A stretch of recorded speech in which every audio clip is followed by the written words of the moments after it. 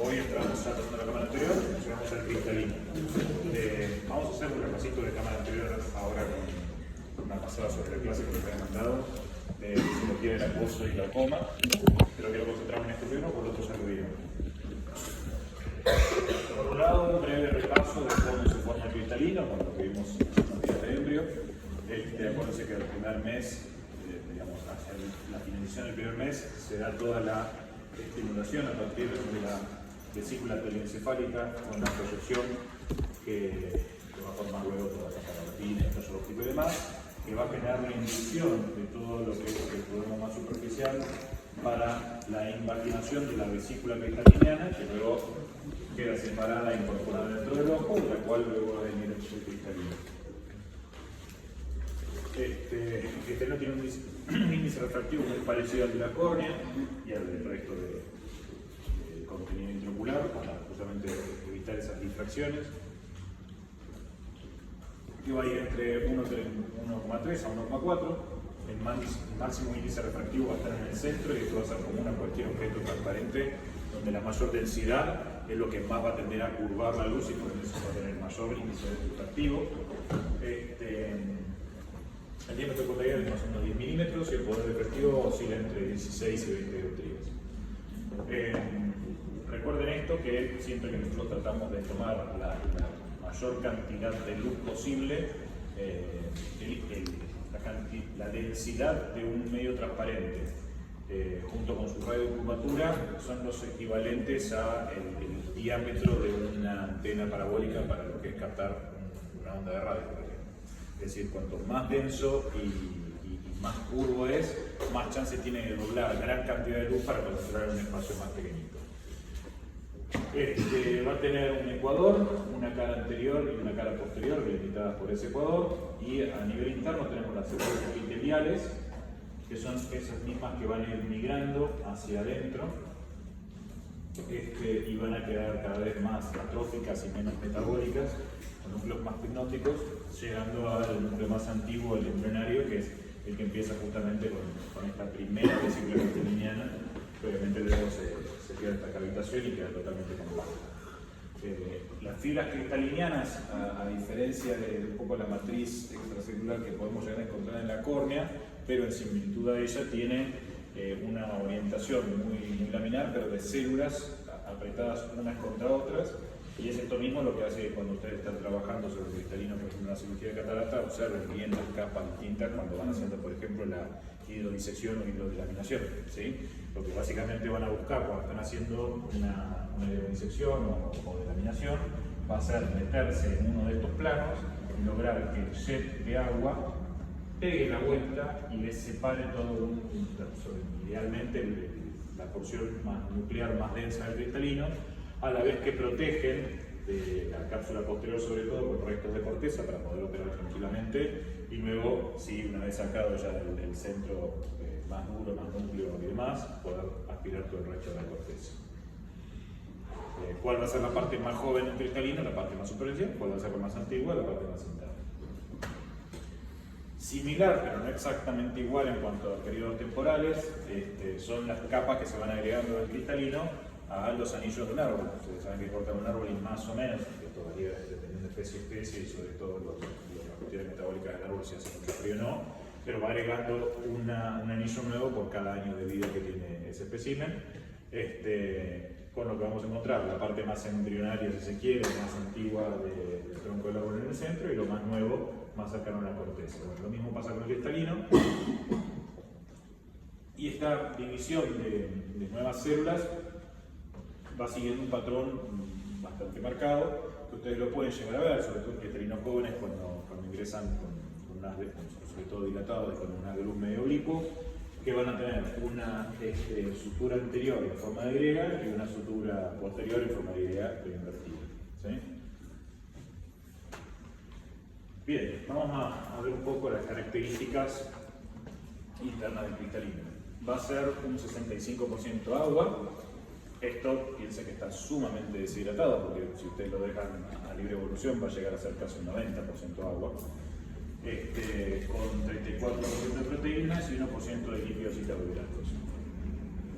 Acá a diferencia de lo que tenemos con la bomba sodio-potasio TPasa del endotelio corneal, la calidad de la deshidratación del cristalino va a estar dada principalmente por la indemnidad de la cápsula que lo sostiene.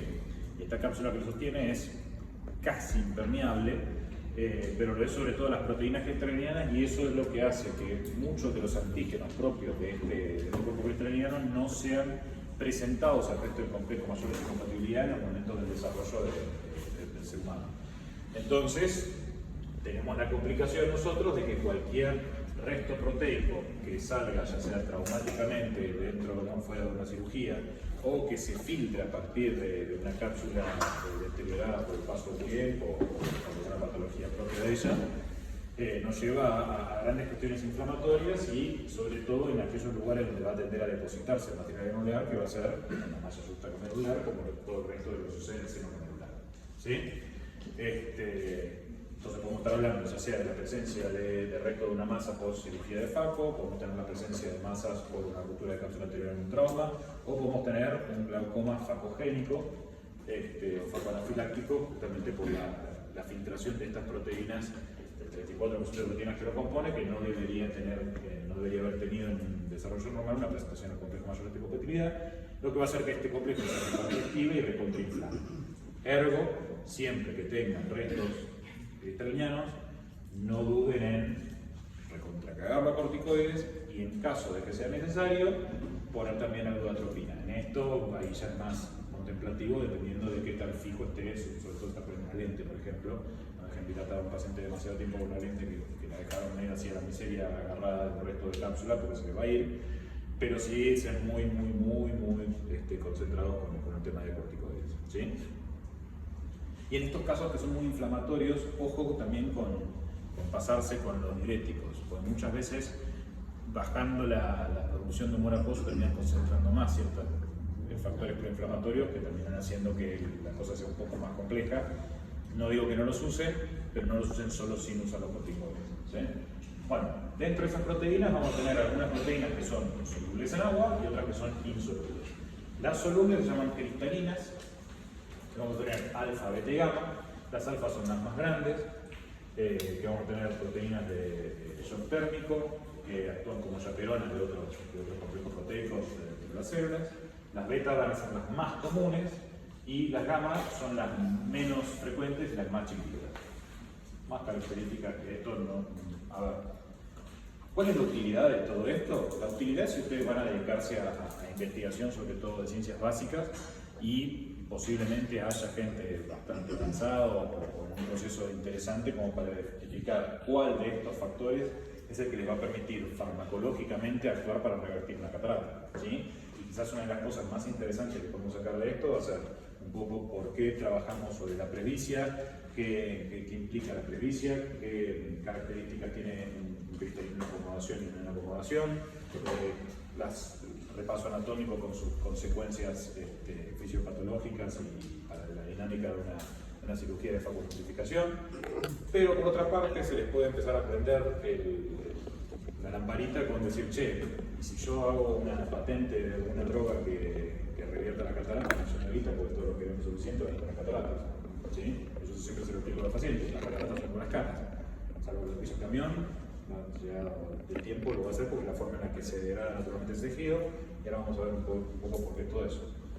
Fuera de esto, a mí en lo personal no me interesa demasiado ahondar, pero tengan una orientación de que hay varias estructuras complejas y varias líneas metabólicas que llevan al desarrollo de la catarata, que está bueno que las contemplen porque quizás el día de mañana se le ocurra a alguno de ustedes trabajar en esto o trabajar con un grupo de gente que descubra la forma de revertir esto sin necesidad de una cirugía.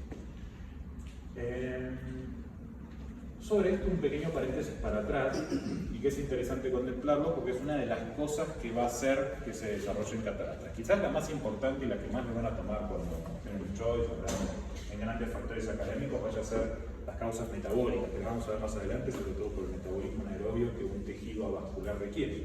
Pero a mí me interesa esto bastante porque es una buena forma de explicarlo a los pacientes.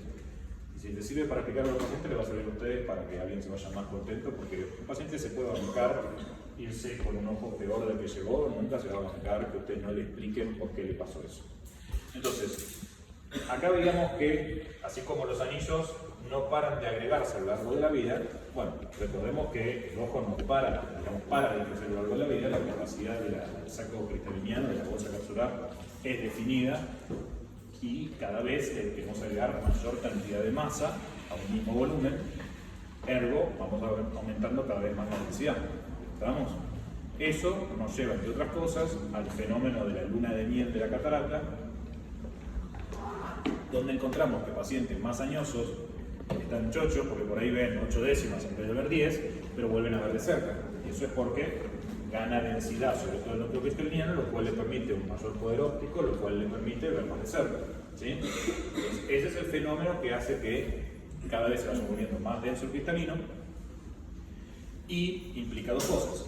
Al principio implica una desventaja porque los músculos intraoculares tienen que luchar contra mayores rigideces porque hay un contenido más a presión dentro del saco capsular a la hora de la acomodación y nos encontramos con la presbicia.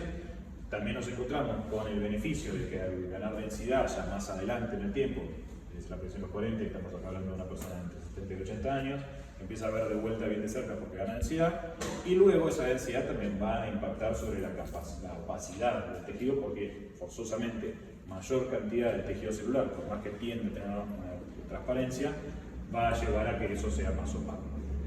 Ahora sí, avanzamos sobre las características de las proteínas y luego la cuestión metabólica.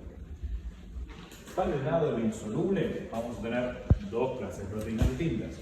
Aquellas que son solubles en urea, que son la bimentina, la filensina, la fatinina, que son proteínas fundamentalmente citoesqueléticas, responsables de la formación de la estructura, y cualquier alteración de la estructura cristaliniana, es decir, cualquier cosa que no está perfectamente deshidratada y organizada laminarmente, va a tender a refractar luz, lo cual va a implicar una falta de transparencia u opacidad, que en definitiva la catarata es cualquier opacidad del cristalino que reste visión. ¿Sí?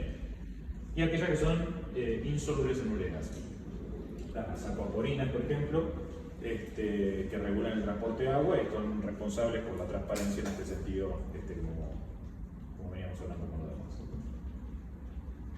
Bien, 75 de agua, 30 de proteínas, 1% de líquido. Las proteínas de alto peso muscular, tenemos las HM1 y las HM2 que son solubles en agua, las HM3 y las 4 que son insolubles, y que las encontramos en altas concentraciones en cataratas.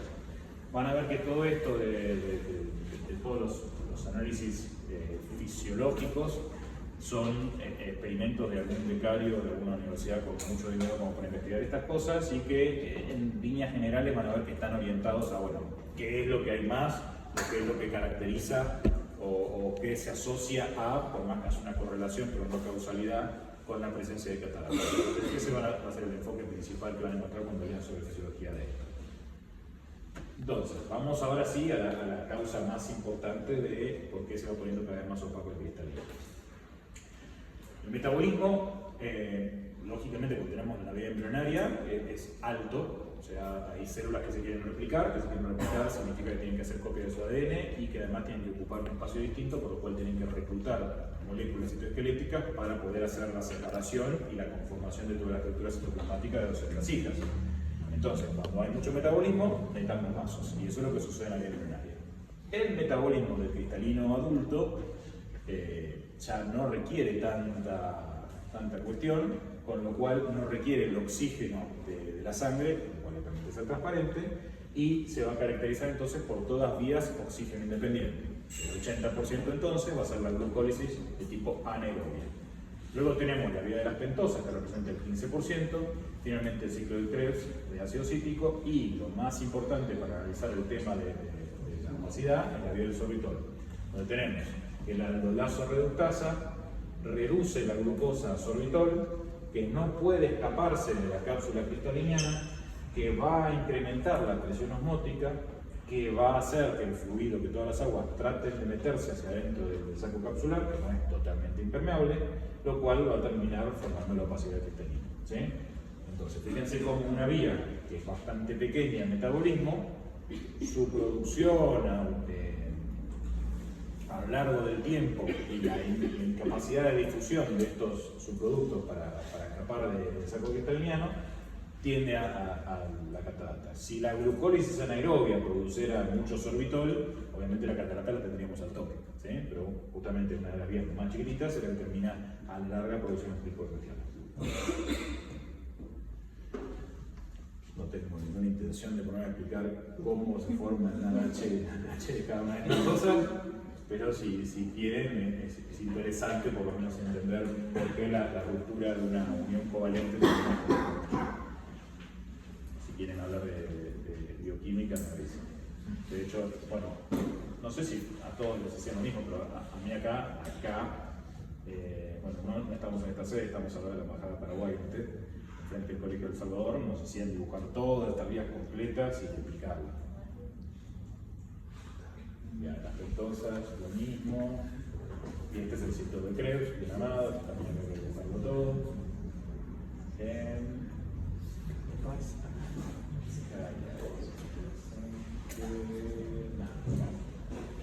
Vamos con la transparencia del cristalino. El cristalino va a ser transparente por factores anatómicos y por factores fisiológicos. Dentro de los factores anatómicos, primero y fundamental es que el cristalino sea vascular. Podemos encontrar la persistencia de vascularización del cristalino en mayor o menor medida. Raro con la persistencia del vitrio primario que llega hasta el cristalino, generalmente se queda más cerca del nervio óptico, pero sí con las túnicas vasculosas lentis anterioris, que son aquellas que van a ir de un ramo del collarete al otro y puede llegar a ser alguna pequeña cataratita impactando sobre la cápsula anterior. Luego, el hecho de que tenga una monocapa de células epiteliales. Las células epiteliales van a ser aquellas más primigenias que van a tender a reproducirse y a formar cada vez más capas de la corteza. Y como son metabólicamente más activas, van a tener núcleos más grandes, pues tienen que separarse, el ADN menos compactado en los cromosomas y por ende van a tener mayor opacidad, que son más anchas. El hecho de que sea una monocapa hace que tenga mayor transparencia, a diferencia de si fuera un epitelio estratificado. Fibras de la lente compactas, poco o ningún espacio extracelular, lo mismo que las laminillas o mejor dicho, las fibrillas de la estructura del estromo corneal. Una permeabilidad de la cápsula cristaliniana, o sea, que la permeabilidad sea baja, porque si no va a entrar agua y la va a pacificar, porque va a hacer una disrupción de cuán compactas están estas fibras. Bueno, la distribución de las fibras del cristalino en ese empaquetamiento tan típico de las suturas de Y anterior y de vertidas posterior.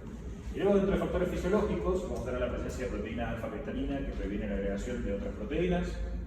Acuérdense, la alfa-cristalina, habíamos dicho esta, que son las más grandes, que actúan de chaperonas para las shock proteins. Ergo, podríamos sospechar que un favorecimiento de la expresión de estas proteínas podría prevenir y que en vez de las cataratas a los 80 lo tuvieran a los 120 años, por ejemplo. Sería una opción, ahí ver qué pasa.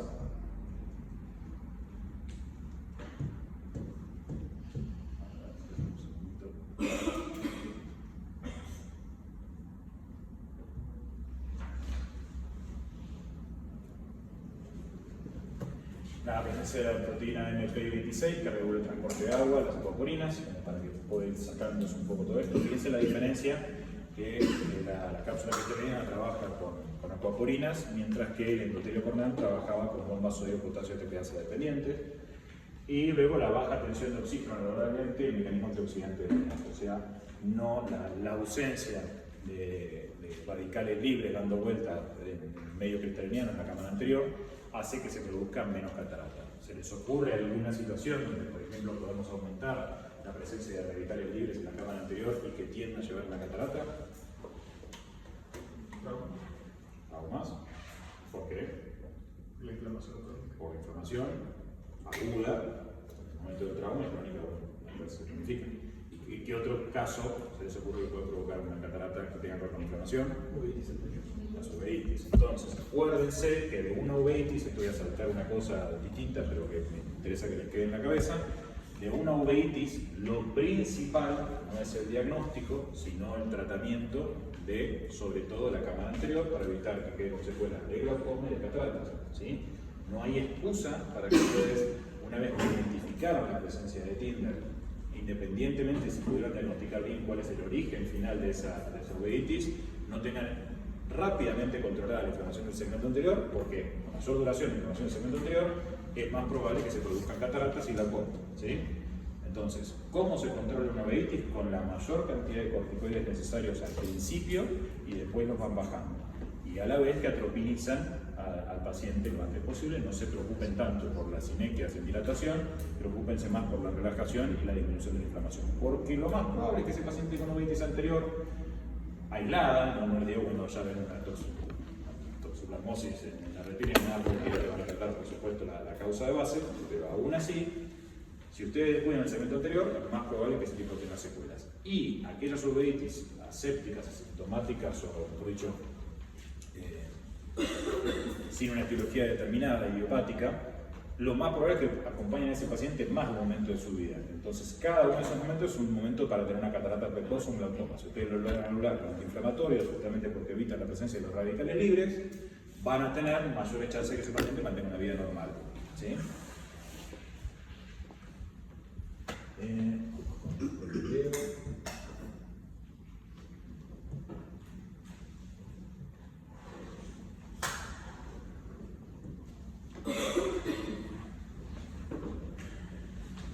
Siempre que quieran aprender algo, busquen algún hindú que seguro que lo va a poder explicar. Acá lo que está mostrando es en un esquema con una lente positiva cómo debería ser el enfoque de un ojo de métrope, ¿sí? Pero ven que más o menos el índole coincidió ahí con la distancia focal en la retina. Cuando ustedes están hablando de miopía, ese cruce de los haces que implica el punto focal tiene que ser lógicamente por delante de la retina. Acuérdense que el miope se tiene que acercar las cosas para hacer coincidir eso, y con una lente negativa podemos estirar, ampliamos este ángulo para que el enfoque sea más lejano y lograr ver eso bien.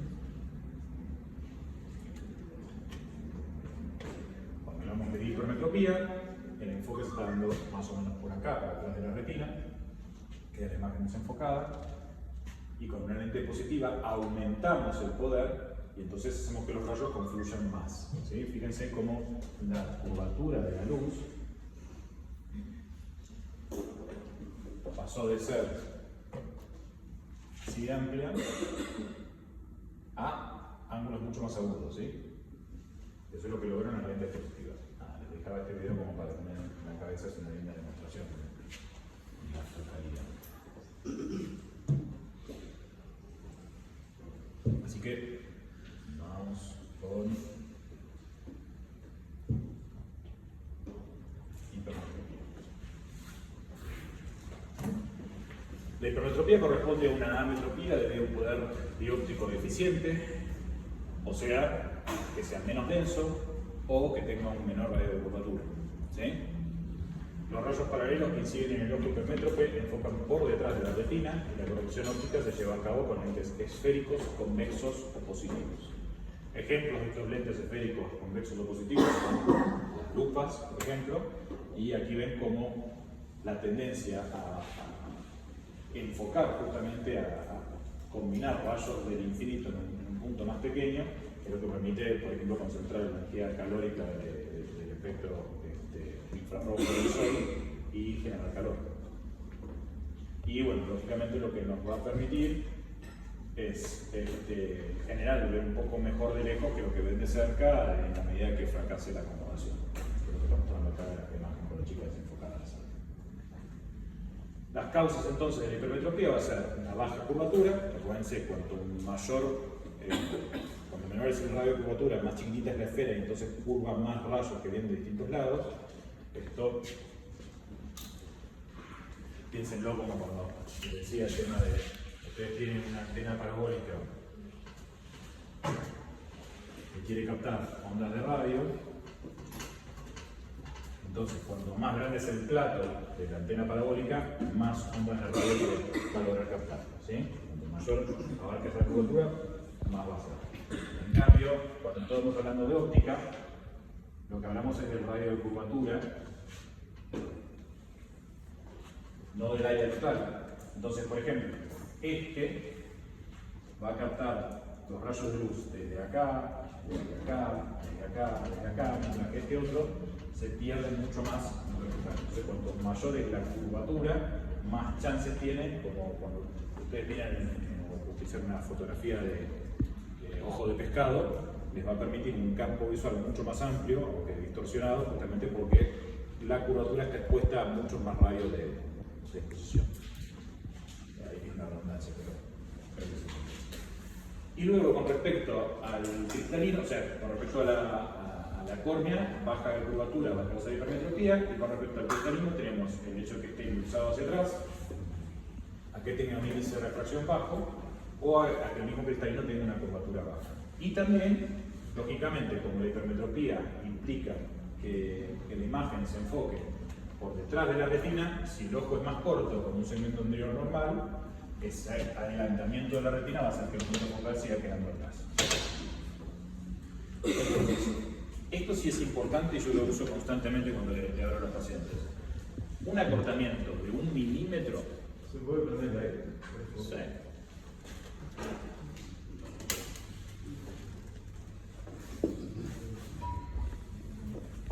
Se puede intentar.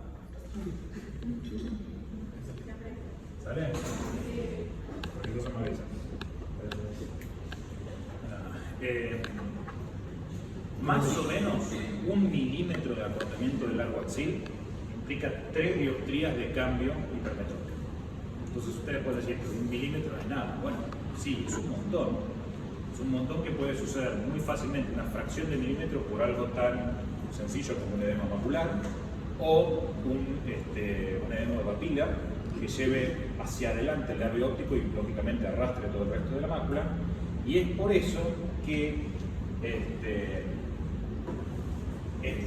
no les voy a decir que es muy común, pero por lo menos 1 o 2 veces por año me pasa a mí de tener prototipo de paciente, sin ser estigmatizante ni nada de lo que se hablaba antes, pero una gorda de 35 a 38 años, ¿sí? Que viene que no ve bien de cerca, si ustedes no le miran el nervio óptico, son como hijos brujas.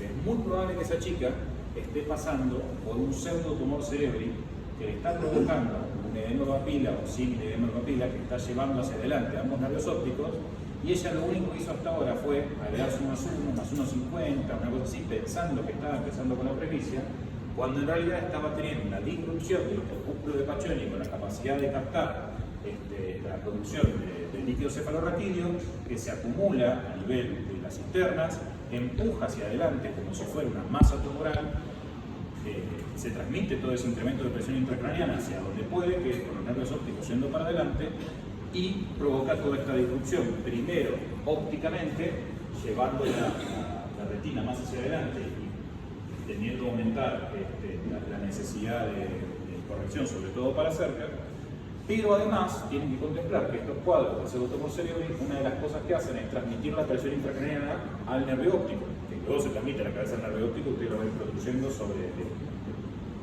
en el fondo de ojo.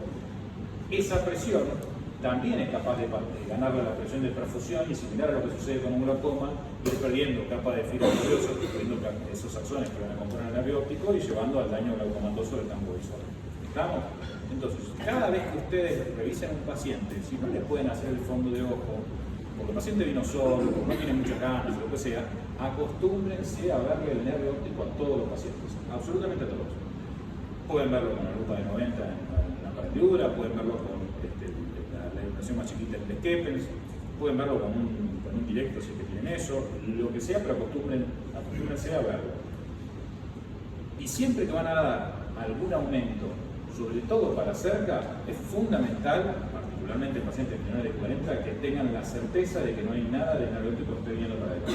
¿Sí? Esto, dicho sea de paso, justo el último caso que tengo ahora no tiene nada que no tiene sobrepeso, no es mujer, que son las dos cosas frecuentes para pseudotumor cerebri, es un chico de 22 años, sobrino de uno de mis mejores amigos de la facultad, que está justo con un pseudotumor cerebri y empieza con un cuadro similar. Y eso sobre todo con dificultad de visión de cerca, luego alteración del campo visual y toda la cosa. Se lo mandaré de Martín, que es un referente de confianza para esto, y si no, excelente también la doctora navegación, ¿qué otra cosa les puedo...? Interesante y divertido con esto también, que esto se los dejo picando porque es una cosa que a mí me divirtió y que estoy tratando de investigar. Hay algo parecido al pseudotumor cerebral que ocurre en una condición poco frecuente, pero importante sobre todo para el futuro, que es las condiciones de baja gravedad. Yo no sé si lo sabían. Una de las principales cosas que pasan con astronautas que están durante mucho tiempo en microgravedad, no tenemos gente que se vaya muy lejos ahora, entonces siempre tienen alguna microgravedad porque están en la órbita de la Tierra, pero que a fines prácticos es como que nada, empiezan a desarrollar también una disfunción en la reabsorción de líquido cefalorraquídeo y empiezan a quedar presbites antes, de hecho si se van con un +2, la NASA les manda un +3 por las dudas, por este proceso. Entonces, por un lado está bueno y interesante y ha sido el motivo por el cual en las estaciones espaciales hay OCTs y los astronautas se hacen OCTs periódicamente y se los mandan a la gente. Ha habido un experimento muy interesante de dos hermanos gemelos astronautas, que uno se quedó un año acá abajo y el otro se quedó un año entero allá arriba y se hicieron toda serie de estudios donde entre otras cosas se vieron los cambios en retina, nervio óptico y demás. Está muy copado. Yo escribí un artículo sobre eso. Bueno, después se lo voy a pasar. ¿Alguien conoce El gato y la caja? Bueno, yo escribí ahí durante unos cuantos años. Ahora estamos medio distanciados, medio por cuestiones políticas, pero la verdad que tiene mucho aprecio. Y uno de los artículos que había hecho se llama Houston no veo de cerca, que bueno, trata toda esta cuestión. Si lo quieren ver está interesante. Y bueno, una de las cosas que yo estoy queriendo hacer con esto, trabajo con un grupo de investigación sobre la coroides que yo ayudé, pero no es mío, trabajo con mucho, que desarrollamos el índice vascular coroide, que básicamente analiza las diferencias entre la composición de cuánto estroma y cuánto luz vascular hay en las coroides, y vimos que esas diferencias en la relación entre el área observada por OCT de área vascular versus área electromagnética en la coroides se manifiesta distinto, algunas veces como factor predictor, otras como factor de daño, tanto en diabetes como en uveitis, como en ciertas cosas. Y lo que queremos hacer con este grupo, que es muy difícil, creo que a fin de año tengo un apartado sobre esto para mostrarles, es tratar de tomarlo como factor predictivo para ver qué astronautas, de acuerdo a cómo están conformadas sus coroides, tienen mayor tendencia a desarrollar este tipo de alteraciones expuestos a gravedad cero versus no, por ejemplo, para elegir candidatos para misiones largas, como puede ser una misión de Marte, que estamos hablando de por lo menos esos 3 años de viaje. ¿Sí? Y fíjense que una cosa es que el tipo se quede presbita cuando no vea en el viaje, y que otra cosa mucho más compleja es que el tipo se quede con el caño de corriente de visión, porque él tiene la reducción móvil como avanzada. Son todas cosas que está bueno contemplarlas, porque quizás van a encontrar ustedes alguna beta de investigación el día de mañana, que ojalá sea así, porque es un aspecto muy lindo y muy poco tocado en la Argentina desde nuestra profesión. Y bueno, entonces habíamos dicho, 1 milímetro que la retina se acerca a la cara posterior del cristaleino va a equivaler a 3 dioptrías de aumento, y 1 milímetro de aumento de la radio curvatura va a inferir una hipermetropía de 6 dioptrías. Fíjense cómo ese cambio es mucho más potente en radio curvatura que otra cosa. ¿Bajo un poquito o también? Bien. Bueno, la acomodación. La acomodación es la propiedad que tiene el ojo de incrementar rápida y progresivamente su poder biológico. Con ella el globo ocular tiene la capacidad de enfocar a diferentes distancias, mantener dicho enfoque por tiempo prolongado y modificar rápidamente la distancia de enfoque. Entonces, ahí de ese texto deducimos que hay un par de propiedades que se pueden medir de la acomodación. Por un lado, hasta dónde es capaz de acomodar. Un bebé es capaz de acomodar a escasos centímetros de la cara, porque tiene que tener la capacidad rápida de buscar el pezón. Mientras que para nosotros la distancia de lectura es un pie, pero porque ya estamos contemplando que fuimos perdiendo. No habla de que la pérdida de la acomodación está prevista y la pericia comienza a los 40 años, en realidad empieza desde la misma infancia. Ustedes saben, un chiquito que no se miope ni nada, van a enfocar cosas muy de cerca, muy cómodamente, con su alta capacidad acomodativa, mientras que nosotros ya de los 30, 40 años, entre los 30 y 40, ya encontramos una distancia mucho más cómoda en pie de lectura, que es lo que luego tomamos como distancia de enfoque para el ojo de cerca. Pues tenemos por un lado cuánto puede acomodar, o sea, cuán cerca se puede acercar las cosas y verlos del foco, pero por otra parte también tenemos qué tan rápido puede hacer eso, y eso es algo que a la gente la suele exasperar mucho. Independientemente de que lleguen a ver bien de cerca, está esa latencia incómoda y molesta de, che, pero cuando miro de lejos veo todo borroso, o no puedo ver rápido de cerca sin un mensaje, que es una de las cosas, otro de los parámetros que pueden deteriorarse con los presbicios.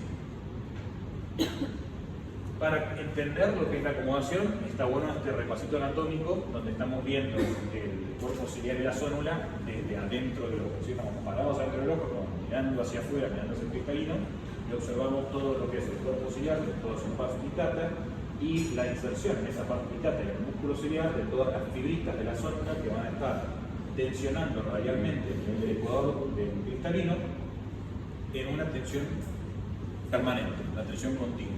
Fisiológica, dada única y exclusivamente por la configuración anatómica que sucedió porque la cantidad de células que se han reproducido dentro del saco capsular en la vía embrionaria ha sido mayor que el resto de la estructura del ojo, entonces siempre tiene una tensión continua. ¿Sí?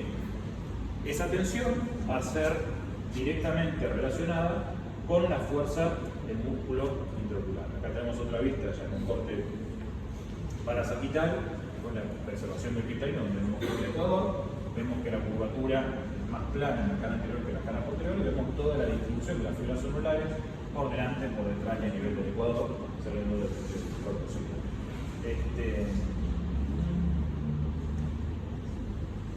Acá otra vista también muy linda, donde vemos cómo se divide y se va por delante y por detrás la zónula. Esto en pacientes, sobre todo muy miopes, que logran mayores dilataciones, puede ser que vean parte de las fibras de la zónula que se insertan en la dilatación, y si no, bueno, si están trabajando con mucha dilatación o han puesto ganchos de iris, pueden llegar perfectamente en la cirugía de cataratas a verlas y tengan la contemplación de aprender a dominar una capsulorhexis para evitar que esa capsulorhexis se vaya justamente hasta el plano de la inserción anterior de las fibras zonulares, porque es lo que le va a hacer que luego pierda la estabilidad de la zónula y que una cosa que estaba yendo despacito se vaya de golpe y pueda pegar la vuelta hacia posterior y ustedes tengan una catarata absoluta. Bien, ustedes la focal la he quedado repito hace cuántos años. El efecto de la acomodación. La imagen se forma por detrás de la retina a medida que el objeto se aleja. ¿Se puede bajar?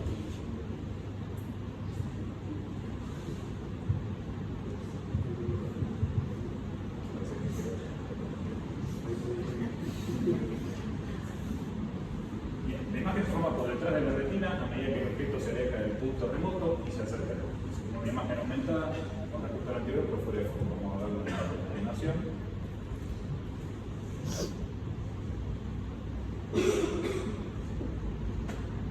Tenemos un ojo, tenemos un tiqui-wiqui, y a medida que el tiqui-wiqui se acerca al ojo, la imagen enfocada en el mismo tamaño queda chiquita virtualmente por detrás de la retina. Cuando nos acercamos algo a nosotros, gana tamaño nuestro campo visual, fíjense que se ve más grande de lo que se veía originalmente, pero desenfocado porque justamente los puntos focales están por detrás. Entonces, para resolver esta dificultad de que algo se nos acerque y lo veamos más grande, pero mantengamos la capacidad focal, es que tenemos que tener esto.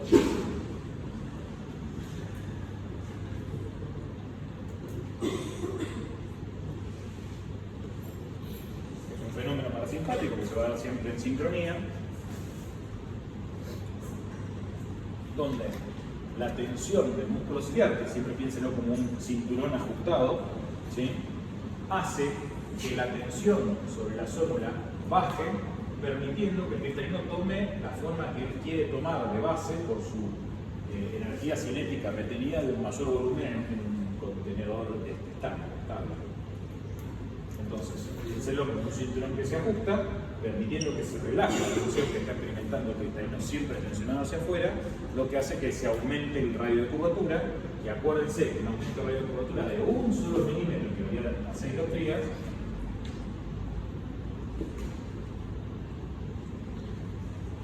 lo vamos a tener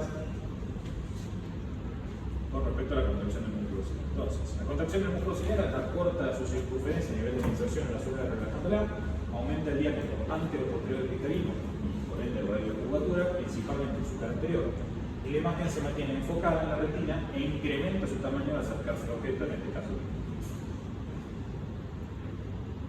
Fíjense como el cambio de tono y el cambio de curvatura hace que, si bien la imagen es más grande, porque todo lo que está más cerca nuestro parece más grande, se mantiene enfocada porque podemos enfocar todos esos fotones en el punto de la imagen.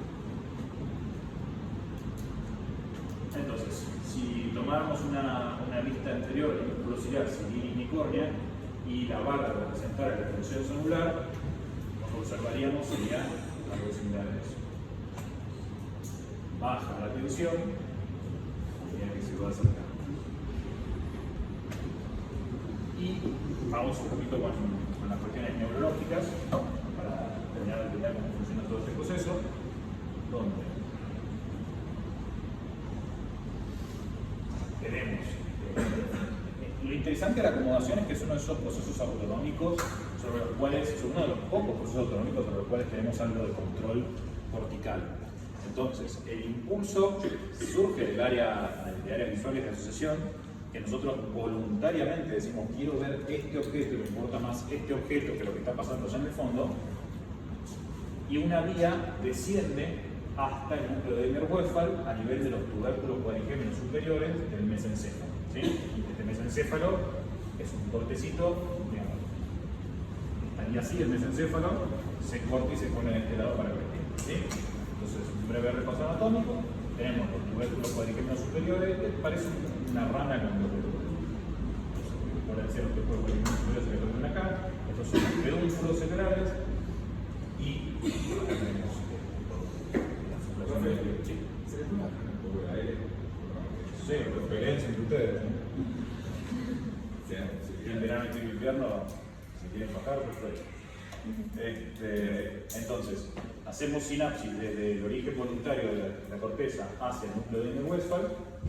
Luego de ahí salimos con la conformación parasimpática del tercer par craneal, que acuérdense va a estar más en la parte superficial del motor ocular común, y la relación del núcleo de fibras de acomodación versus aquellas que van a la miosis es de 30 a 1. ¿Sí? O sea, hay 30 fibras dedicadas a la acomodación por una sola fibra dedicada a la miosis. Tiene sentido porque hay que abarcar una masa muscular mucho más grande que la del iris, solo que está escondida dentro del ojo.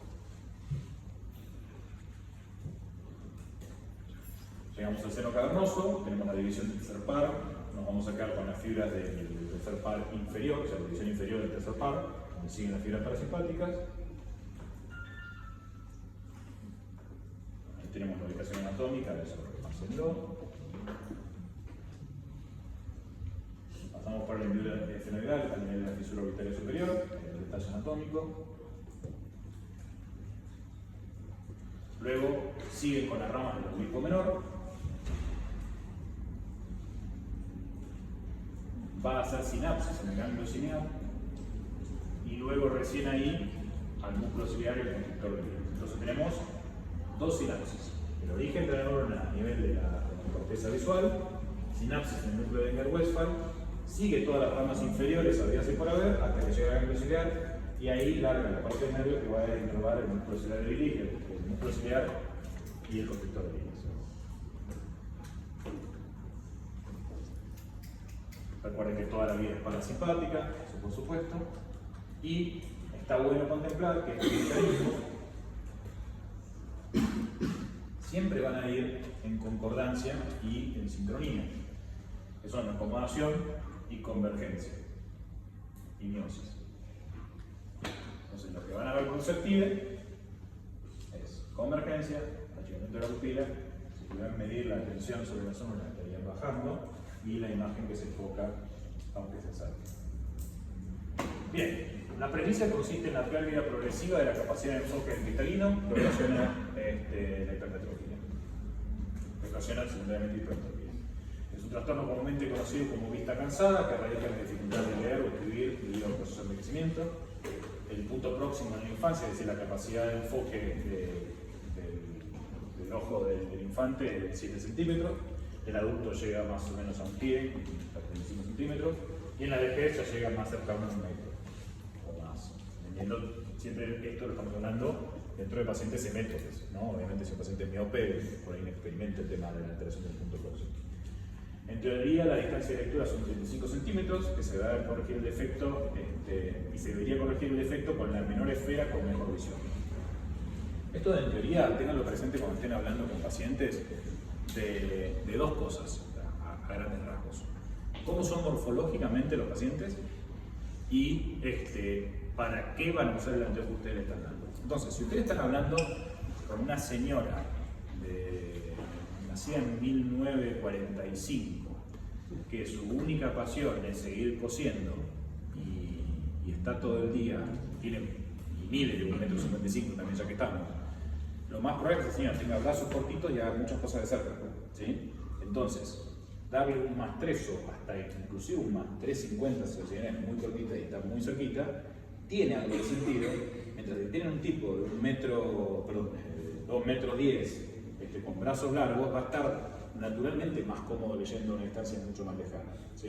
Entonces, piensen en esa cuestión anatómica a la hora de dar el anteojo, porque no hay nada peor que un paciente que ve bien, pero está incómodo y desconforme con su tratamiento. Un comentario con la señora que cose, Sí. preguntar si cose o cose en máquina. Sí, igual el tema de quebrar la aguja siempre te lo van a decir, pero sí, sobre todo por el tema de en máquinas un poquito más lejano, más parecido a la distancia de computadora.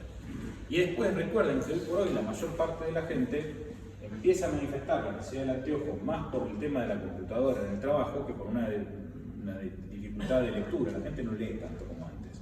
Si lee algo va a ser más en el celular. Y en esos casos, contemplen que para que el paciente esté contento no le va a alcanzar con ver bien el celular, sino con tener el ojo correctamente lubricado, porque la problemática no es solamente la distancia de enfoque, sino la situación de la tensión, la cadencia de parpadeo, la evaporación del líquido, de la lágrima y la sequedad secundaria. Entonces, hoy por hoy, traten de darle un poquito menos de lo que les daría por la cuenta matemática, el de 40 darle un +1 y el de 50 darle un +2. Bueno, el de 50, tírense más un +1,50 y siempre lágrimas, ¿sí? Para que estén los pacientes más cómodos. Bueno, por otra parte, el hipermétrope va a ser previte antes, el miope va a ser previte después, y el métrope entre los 40 y 45 años. Y por lo de abajo, la diatomía de columna, depende de las plantas prácticas que deben hacer las alianzas con el del salsotuario, pero van a aprender de memoria en la medida que vayan trabajo. Bien, ¿alguna duda con respecto a fisiología querniana y eso? Formación, cataratas, todo eso. ¿Entendieron cómo se producen las cataratas? ¿Qué fenómenos intervienen? ¿Qué es la perdicia? ¿Cómo funciona la acomodación? Bien. No vayan a decir nunca en un examen entonces que la contracción del músculo, acuérdense de esto, el músculo se contrae y el criterio se relaja, punto. La tensión está dada de base. Bien. Si les parece,